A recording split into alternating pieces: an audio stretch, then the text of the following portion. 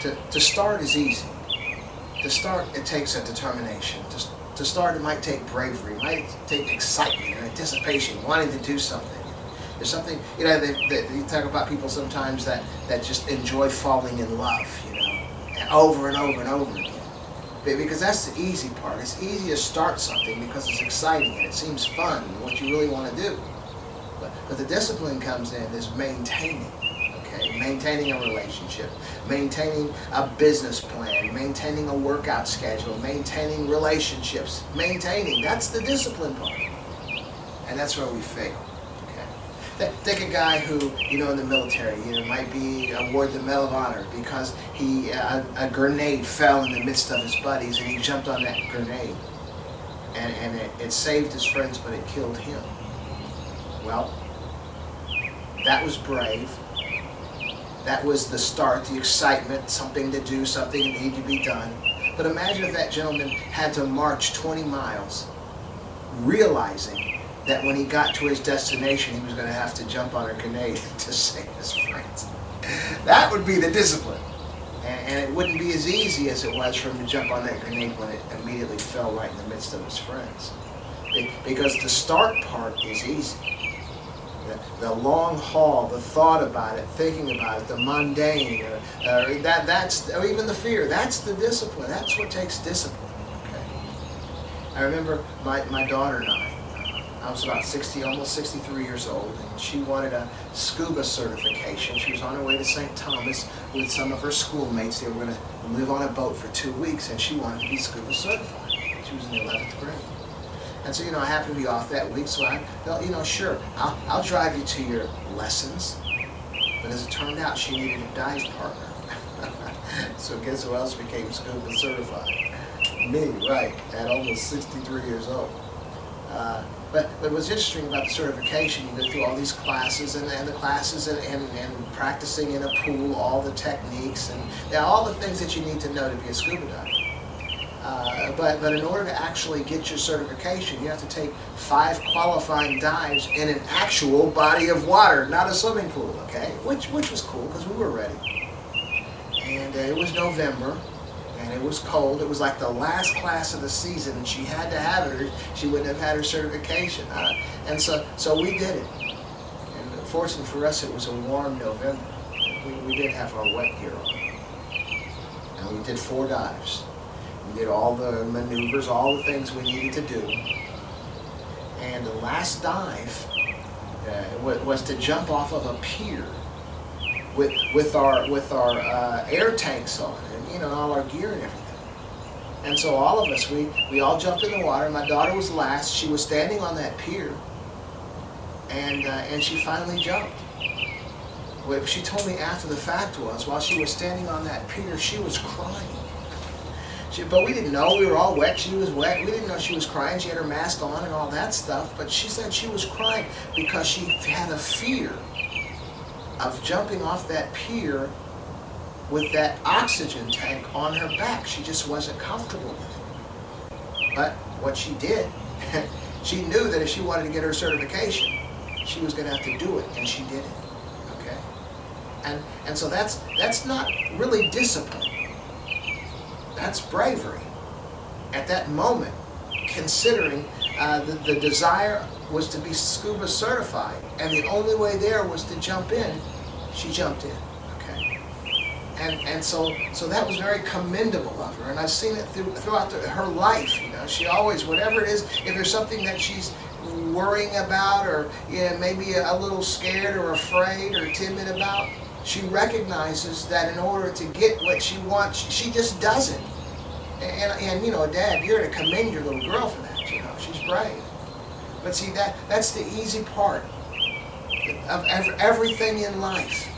Even when there's fear and it takes bravery, that's still the easy part, because there's not a long, extended amount of time to think about, you know, what you're doing and to let all those thoughts go through your mind and all the reasons why maybe you don't want to continue. Okay, and that's where the discipline comes in, and that's what we need to have is discipline.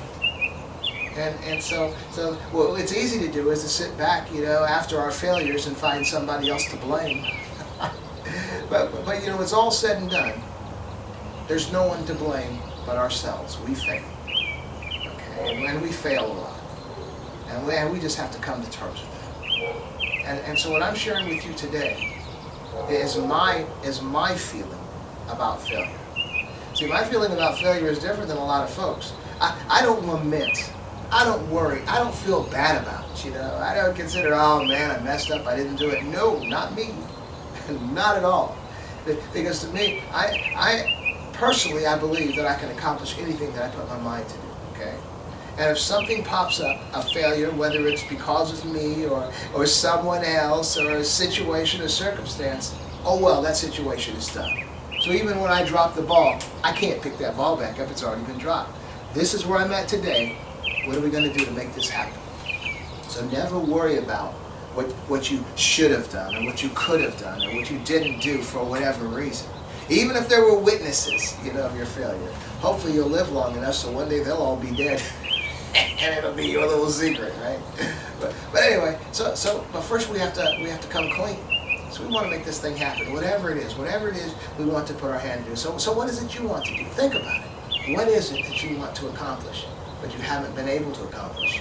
That you've been sabotaging yourself as far as working it out or walking out to fruition. Just focus on that right now. And we want to make that happen, okay? So the first thing to do, again, is accept the responsibility. It's on you and nobody else. And come up with a game plan. Now, this is going to be very simple because this is what I utilize. Now, let me give you an example, okay?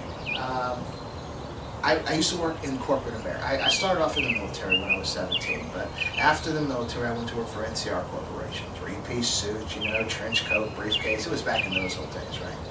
Worked for that company for about 13 years. Took a buyout, and 5 months later, I became a mailman. Okay? And that first week, I didn't think I was going to make it. I mean, it was like 100 degrees outside.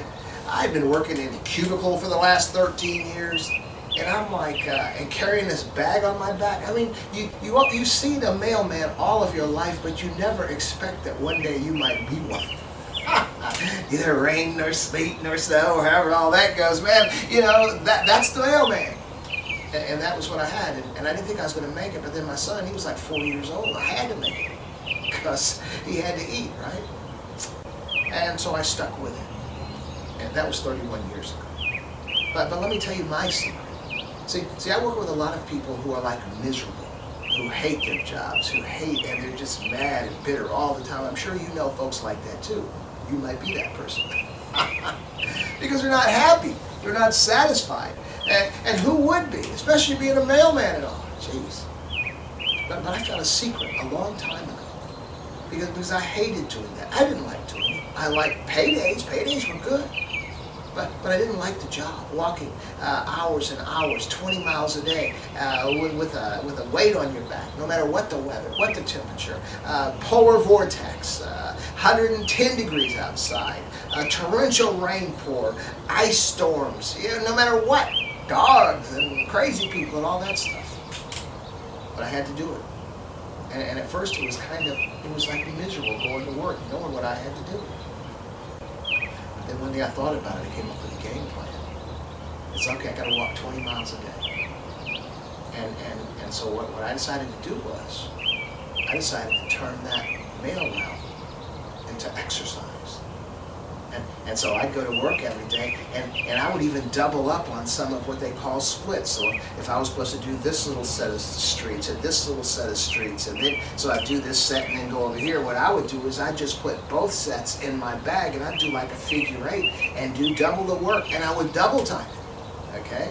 Matter of fact, I wouldn't even start my route until like 2 hours after I should have started it. So I had to double time that route all day. So I would double time 20 miles all day, every day. That was my exercise because I had to walk, I had to deliver that mail, I had to do what I was employed to do, but it was so tedious, so mundane, so irritating, I had to turn it into something positive that was going to benefit me. And so not only did I turn the route into an exercise course, I also decided to start eating right. And since I only had to exercise from the time I got up in the morning until the time I got off work, I decided that I was only going to eat healthy from the time I got up in the morning till the time I got off of work. And so that's what I did for like the next 20 some years, 25 years or so. Every day, only on work days, I exercised. And only on work days, I ate healthy.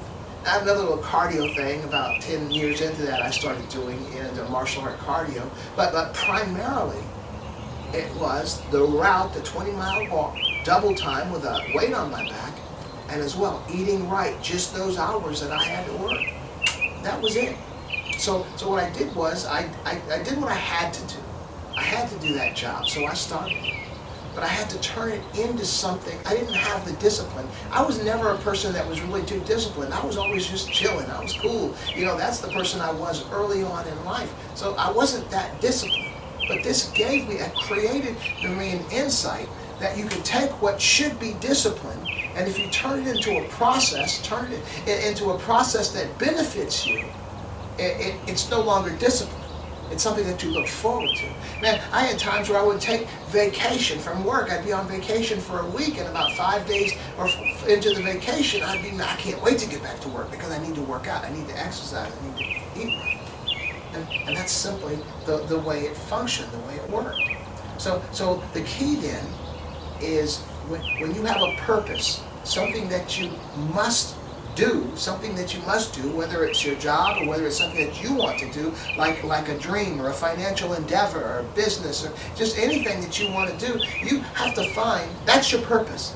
Find a purpose within the purpose. A purpose that will benefit you directly, that you can focus on, so the mundane, the tedious, the boring part of whatever it is you're trying to do, or the repetition that might seem mundane, won't require discipline, because you're actually functioning in your purpose. That's making this happen. Okay, you can take like a car. The car drives and goes 50, 60 miles an hour, it gets you to a destination, but you have all the working parts inside that engine that are doing their own thing, that are doing things that have nothing to do with travel, nothing to do with rolling those wheels, nothing to do with going forward. They're just doing their purpose, and their purpose functions within the purpose of the automobile, and the automobile gets to where it's supposed to be. Okay, and so what I'm sharing is that's the way to combat the need for discipline. Is to eliminate the discipline, okay? To do the things that you need to do, so the things that you need to do are no longer mundane, no longer tedious. Okay, so let me go a little bit further. So all those years that I was walking and carrying that mail and exercising, what was I doing at the same time? Oh, you're gonna love this. Maybe I'm loving it. Man, I would listen. Back in the days, I guess they were cassette recorders, and they turned into the Walkmans, and then they turned into the CDs and all that stuff. I think today it's now then it went to MP3s, and then to the smartphones and all that stuff. But I listened to probably 300 audiobooks.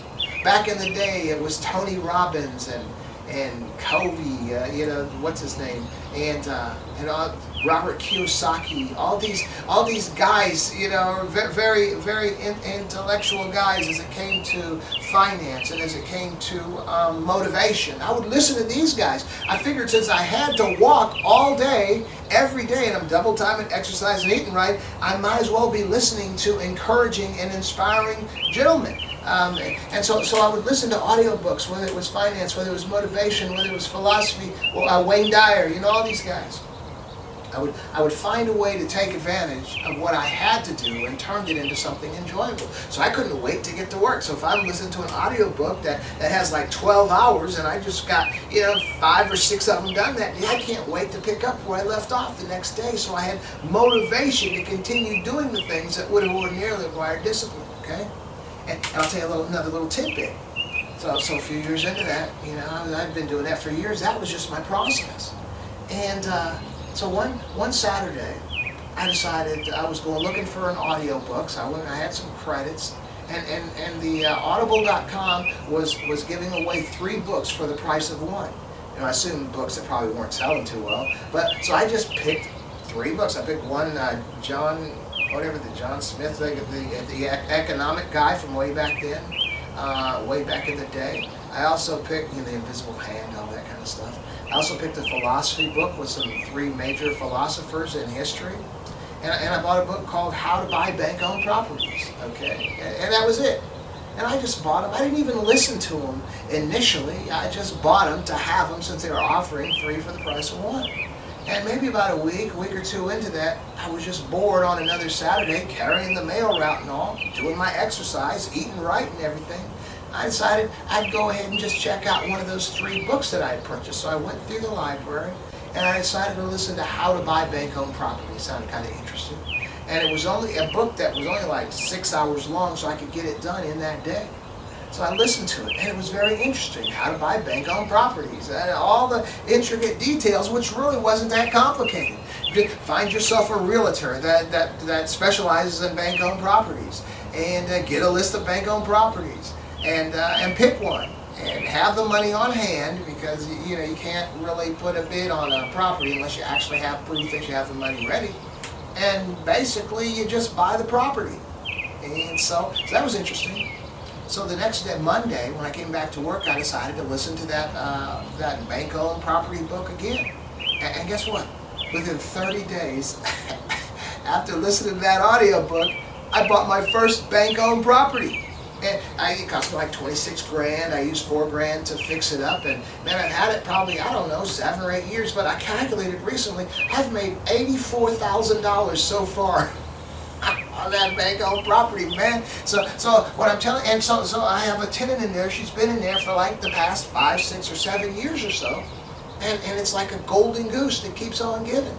So what I found is, I found something that I had to do that I didn't want to do, that seemed mundane and required discipline that I didn't have.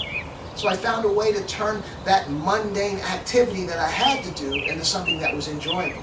So I was exercising, and I was eating healthy, and I was listening to encouraging stuff, and it just created revenue for me that's been with me all this time, all these years. I added, I don't know how much, it's $13,000 or so a year to my whatever I make, okay, as a regular guy out there, a worker.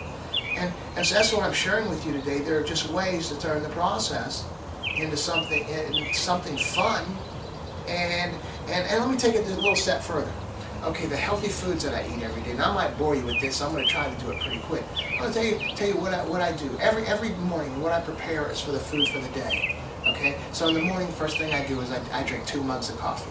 Okay, that's just for me. Okay, I'll give me that little buzz to keep me going. Okay, and so I'll just what I eat during the day and what I prepare in the morning is let's see here. Let's see how I'm going to do this. Okay, I do a protein mixed drink. Okay.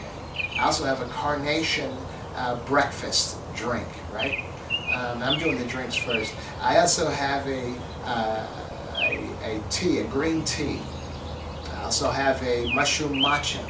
I also have a mushroom coffee. Okay, those are the things I drink during the day. And a green magma. I don't know, it's a green drink, that I mix with orange juice. Those are my drinks for the entire day, right? And as far as the foods, I have a little bag of Raisin Bran cereals, supposed to be kind of healthy for you, as well a bag of prunes. Yeah, it took a minute to get used to that. And some vitamins, multivitamins, Mega Man multivitamins, vitamin D, omega, and vitamin C, extra added onto my multivitamins. And as far as the food goes, I have a bag of pecans. I have a yogurt. I do an apple. I have a salad, a spinach salad with tomatoes. I also have a hard-boiled egg. And then through the course of the day, through all this stuff, I'm drinking those drinks. And by the time I get done, when I get back to the office, it's like I just downed the rest of that green tea. So that's what I ingest every day because of my job, okay? Now, I'm not a walking mailman anymore. I'm a driving mailman. And the little story behind that. And this is all my life. This is how my cognizant of reality life, okay? When I'm Martin, okay? Back when I was Marty, it was a whole different story, okay? Now how I got to the place where now I've been a driving mailman for about the last 4 years or so. So I've been a mailman, going through my process every day. And when you're happy with what you're doing, You don't call in sick very often, okay? And so I was just happy. All my fellow employees, most of them were just mad and aggravated, but I've always been in a good mood because I found a way to take the mundane, to take what would normally be miserable and turn it into something fun. So I want you to be considering through the course of this what it is you have to do. This is like I'm giving you a template, okay? Because you do what you do, but there's ways.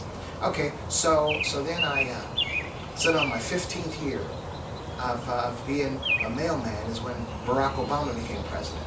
And I think I used that in the last program. It's very important to share this with you now. And I saw this young brother who had a Harvard education. He had been a senator, a law professor, he's an attorney, and now he's president of the United States, and I was a mailman with a high school diploma. So I decided just to go to school to get an associate's degree. And after that associate degree, I just continued and got a bachelor's degree, continued, got an MBA. But there was a process I had to figure out because, I mean, I'm doing all this stuff and I'm still a mailman. I'm still going through all this process. But when you're going through a process and you're healthy and you're in good shape, it creates a positive mindset. So I could do almost anything. But my dilemma at that point was, what am I going to do because of my daughter? I can't take my time away from her. She was only like 3 years old when I started. I'm a very present dad, you know. So I decided then so I had to come up with a game plan for my school. I decided, well, you know, I won't do any schoolwork until Wednesday. So that means I'm spending all this time with my daughter. And then until she goes to bed, like 9 o'clock. And so then the rest of the week, man, I'm just really working hard, Wednesday through Sunday. And then the process starts all over again. And that was a process that simply worked for me for 10 years. I have to admit, it kind of jacked my sleep schedule up, and I'm just now recovering, and that was like 7 years ago when I finished that. But the point is, no matter what it is you have to do, find a way to turn it into something fun, something fun and something beneficial to you. Now, all those foods that I listed off that I do every work day, there was a process in the morning, which I won't go through, but it's a process. You know, of course, I start with my coffee, and then I just start making everything. And usually all that stuff that I just laid out there takes me probably about 20 minutes to actually put together and then put in my carrying case with the ice packs and everything. And so what I've done with that, and I'm trying to give you some tidbits here on what you can do for yourself. So even if that became a process, even putting my stuff together, because I put it together in the same order every day. In the background, I have music playing. And what I do is I use the same music every day. So I start with the same set of music, starting with the same song every day. So what that's doing is this process of even putting my foods and drinks together for the day has become like a meditative process, to where it's the music, that's what you expect, and then I do everything in the same order every day. It's a calming, meditative effect that I have created for doing something that I had to do. I had to do that in order for me to exercise and eat later on in the day. So everything I do from the time I get up in the morning is all a process that becomes somewhat meditative and does not require discipline. You're thinking about other things while you're doing this. You're not even really thinking about what you're doing. You're thinking about other things. It's a meditative and calming process. So what I'm giving you there, in a nutshell, is to recognize that it requires discipline to continue doing whatever it is you need to do to become successful in life. But it's easy to eliminate that discipline and turn it into a process that is both pleasurable and meditative for you, and will help you attain your goals. You'll be fine. Something else that I do, now I do pray, okay? I pray for my kids. I pray for my family members. I pray for some of their friends as well. In college, my daughter, you know. But it's not the prayer like you see people travailing. You know, ask for something, and then I will simply give thanks for it. So guess what? I pray for these folks, but it's only on work days. That's part of the process. So when I leave my driveway and I'm on my way to work, it only takes me like 9 to 10 minutes to get to work. I just go through everybody that I've already prayed for. I just give thanks for this, thanks for that, thanks for this, thanks for that. So I'm thankful, and that's building my positivity, that whole positive mindset thing. My belief system, making things come to fruition. So everything that I do is a meditative process, and it makes the discipline dissipate and become something fun and beneficial for me. So start, that's the easy part, and because you go apply for a job, get a job, or you're seeking, researching to find the right kind of information you need for a business you want to start. That's the fun part. That's the chase. Then it comes down to the mundane, following through. So just turn it into something fun. Eliminate the discipline. Make it fun. Make it beneficial. The process beneficial. Find ways, okay? I've given you my ways on so many things, on how to get the job done, a tough job, a tedious job. Change your mind, turn it into something fun. And so I do want to thank you for joining me for another perspective. And I want to invite you to join me again. You take care. Bye.